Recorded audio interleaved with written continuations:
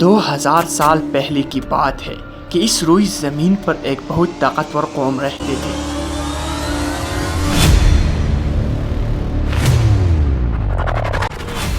ایک ایسا طاقتور قوم جس نے پہاڑوں کو کاٹ کر مختلف قسم کی عمارات بنائی تھی اور اتنا طاقتور کہ وہ ایک ہاتھ سے ہی درخت کو جڑ سے اکاڑ دیتے تھے۔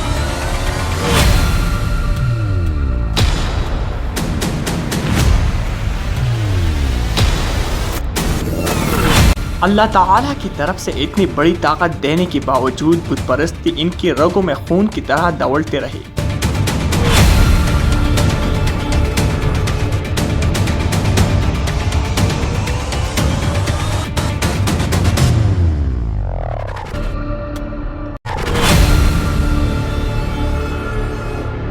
ہود علیہ السلام نے ان کو راہ راست پر لانے اور توحید پر آمادہ کرنے کے لیے بہت سے کوششیں کی، لیکن وہ اپنی طاقت اور غرور و تکبر کے نشے میں مست ایک اللہ کو ماننے کے بجائے ہود کا مذاق اڑایا۔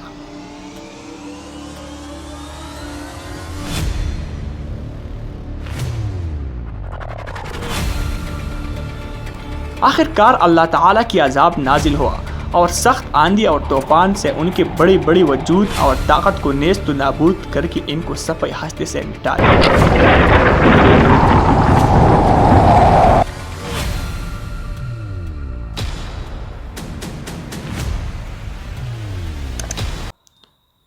قدیم زمانے میں عرب کے قدیم باشندوں میں بہت سے قبائل اور افراد موجود تھے جو کہ ایک باعظمت جماعت کی حیثیت میں تھے۔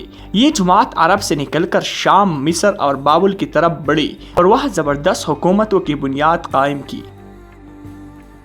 عرب کی ان باشندوں کو مبعدہ یا عرب عربہ کہا جاتا تھا اور ان کی مختلف جماعتوں کے افراد کو عاد، سمود، تسم اور جدیس کہتے تھے۔ قوم عاد تاریخی طور پر تقریباً 2000 قبل مسیح کے دوران موجود تھے۔ قرآن مجید میں عاد کو نوح علیہ السلام کے بعد کے قوم کے طور پر ذکر کیا گیا ہے، جس سے واضح ہوتا ہے کہ عاد نوح علیہ السلام کے خلفاء میں سے تھے۔ اس سے یہ سبق حاصل ہوتا ہے کہ شام کی دوبارہ آبادی کے بعد سامیہ کی ترقی عاد سے شروع ہوتی ہے۔ قوم عاد کا مرکزی مقام ارضی احقاب تھا جو کہ حضر موت کے شمالی حصے میں واقع تھا۔ اس کی شرق میں عمان اور شمال میں ربع الخالی تھا اور اس کا مقام اس طرح واقع تھا کہ ریت کے ٹیلوں کے سوا کچھ نہیں تھا۔ بعض تاریخی ریکارڈز کے مطابق عاد کی آبادی عرب کے بہترین حصے حضر موت اور یمن میں وسیع تھے اور یمن ان کا دارالحکومت تھا۔ یہ دنیا کے سب سے قدآور اور زور آور انسان تھے۔ ان کی طاقت کے بارے میں کہا جاتا ہے کہ وہ ایک ہاتھ سے ہی درخت کو جڑ سے اکاڑ دیتے تھے، کبھی بوڑھے نہیں ہوتے۔ اللہ تعالیٰ نے قرآن مجید میں فرمایا، ان جیسے اور ملکوں میں پیدا نہیں کی گئی۔ یہ ایک بت پرست قوم تھے اور ان کی معبودیت میں صنم پرستی اور صنم تراشی کا عنصر تھا۔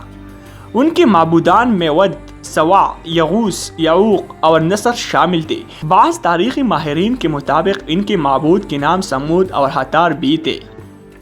عاد کی مملکت میں طاقت و زر کا احساس ان کو خدائی واحد کے بجائے اپنی بنائے ہوئے بتوں کو معبود بنا دیا تاکہ وہ ہر قسم کے شیطانی اعمال کر سکے۔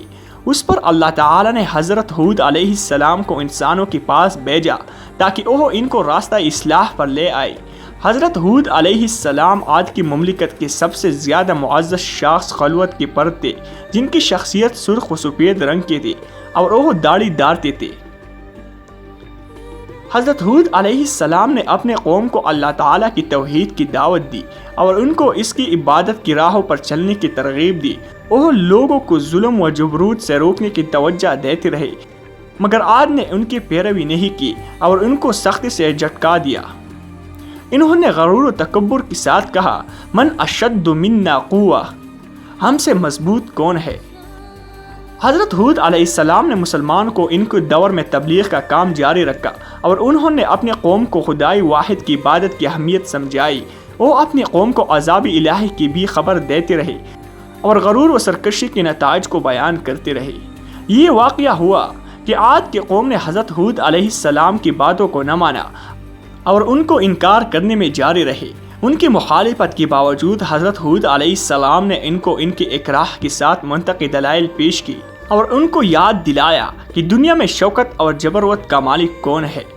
حضرت ہود علیہ السلام نے عاد کو یاد دلایا کہ خدا کی نعمتوں کو نہ بولے اور خدا کی سب سے زیادہ مخلص بنائی گئی مقدس پیغمبر نوح علیہ السلام کے قوم کی تباہی کے قصے سے ان کو متعلقہ کرتے رہے۔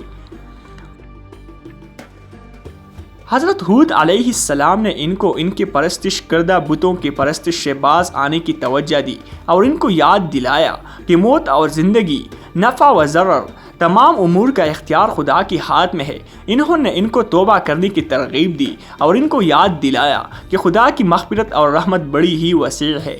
اگر وہ توبہ کرے تو خدا ان کے گناہوں کو معاف فرما دیں گے۔ قوم عاد میں ایماندار کچھ ہی تعداد میں تھے، جبکہ بقیہ قوم سرکش اور متمرد تھے۔ ان کو حضرت ہود علیہ السلام کے نصائح قبول نہیں تھے اور انہوں نے حضرت ہود علیہ السلام کی مذاق اڑایا اور ان کو تبلیغ کے دوران ایسا کہا گیا کہ حضرت ہود علیہ السلام صرف مال یا عزت کی طلب میں کام کر رہے ہیں یا وہ ریاست یا اقتدار حاصل کرنا چاہتے ہیں۔ حضرت ہود علیہ السلام نے ان کے امتحان میں آنے والے اشخاص کو سمجھایا کہ وہ کبھی بھی اپنی ریاست اور عزت کی خاطر خداؤں کی توحید کی پیروی چھوڑ نہیں سکتے اور کبھی بھی خدا کے رسول کو اپنے مقام کے لیے منتخب نہیں کرتے۔ حضرت ہود علیہ السلام نے عدوانی افراد کی مخالفت اور نفرت کے باوجود برابری اور حقیقت کی راہ پر قائم رہنے کی توجہ دی۔ ان کے بیان کیا کہ اللہ ہی بہتر جاننے والا ہے کہ کہاں اپنے پیغام کو بھیجے، مگر قوم کی سرکشی اور مخالفت بڑھتے ہی رہی اور ان پر آفتاب سے زیادہ روشن دلائل و نصائح کا مطلق اثر نہ ہوا اور کہنے لگے کہ اے ہود، جب سے تو نے ہمارے معبودوں کو برا کہنا اور ہم کو ان کی عبادت سے باز رہنے کی تلقین کرنا شروع کیا ہے، ہم دیکھتے ہیں اس وقت سے تیرا حال خراب ہو گیا ہے اور ہمارے خداؤں کی بددعا سے تو پاگل و مجنون ہو گیا ہے، تو اب ہم اس کے علاوہ تجھ کو اور کیا سمجھے۔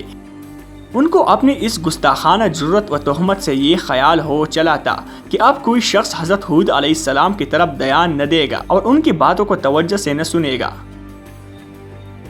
حضرت ہود علیہ السلام نے یہ سب کچھ نہایت ضبط و صبر سے سنا اور پھر ان سے یوں مخاطب ہوئے، میں خدا کو اور تم سب کو گواہ بنا کر سب سے پہلے یہ اعلان کرتا ہوں کہ میں اس اعتقاد سے قطعاً بری ہوں کہ ان بتوں میں یہ قدرت ہے کہ مجھ کو یا کسی کو کسی قسم کی بھی کوئی برائی پہنچا سکتا ہے۔ اس کی بات تم کو اور تمہارے ان معبودان باطل کو تحدی یعنی چیلنج کرتا ہو کہ اگر ان میں ایسے قدرت ہے تو مجھ کو نقصان پہنچانے میں جلدی سے اقدام کرے۔ میں اپنی اللہ کی فضل و کرم سے صاحب عقل و خرد ہوں، فراست و قیاست کا مالک ہو اور حکمت و دانائی کا حامل۔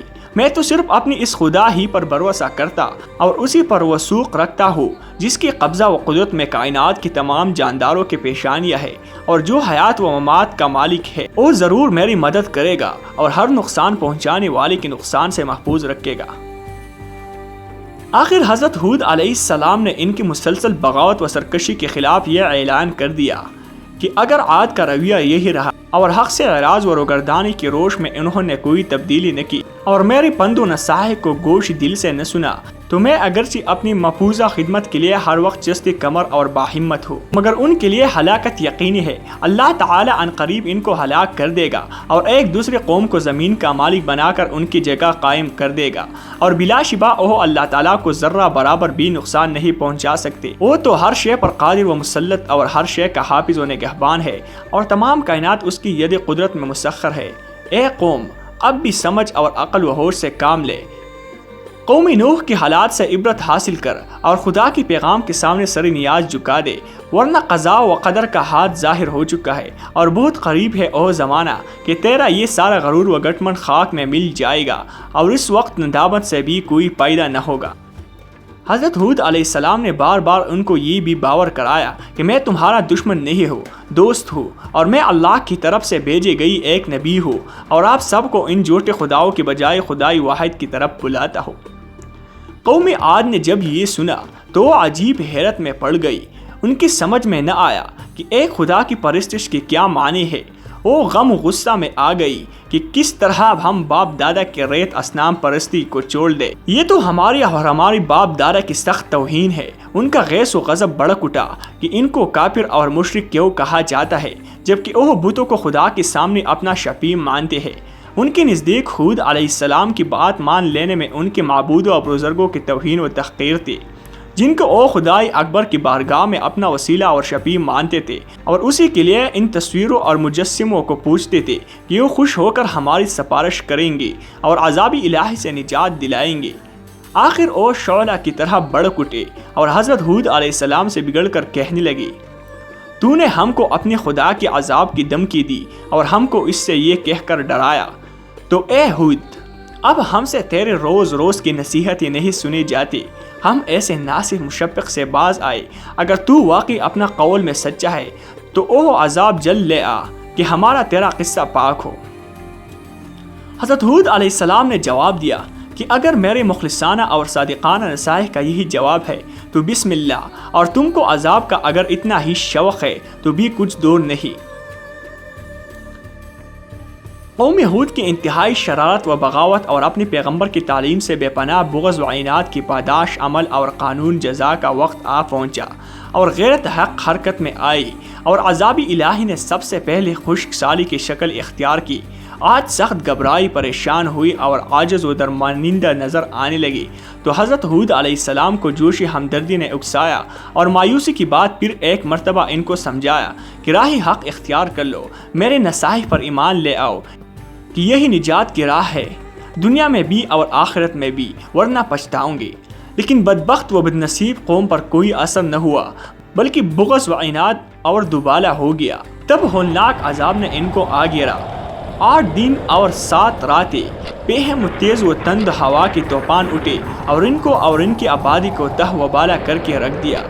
تنومند اور قوی ہیکل انسان جو اپنی جسمانی قوتوں کی گٹھمنڈ میں سرمست شرکست تھے، اس طرح بھی حس و حرکت پڑے نظر آتے تھے جس طرح آندھی سے تناور درخت بے جان ہو کر گر جاتے ہیں۔ غرض ان کو سپاہی ہستی سے مٹا دیا گیا تاکہ آنے والی نسلوں کے لیے عبرت بنے، اور دنیا و آخرت کی لعنت اور عذاب ان پر مسلط کر دیا گیا کہ وہ اس کے مستحق تھے۔ اور حضرت ہود علیہ السلام اور ان کی مخلص پیروان اسلام خدا کی رحمت و نعمت میں عذاب الہ سے محفوظ رہے اور سرکش قوم کی سرکشی و بغاوت سے معمون ہو گئی۔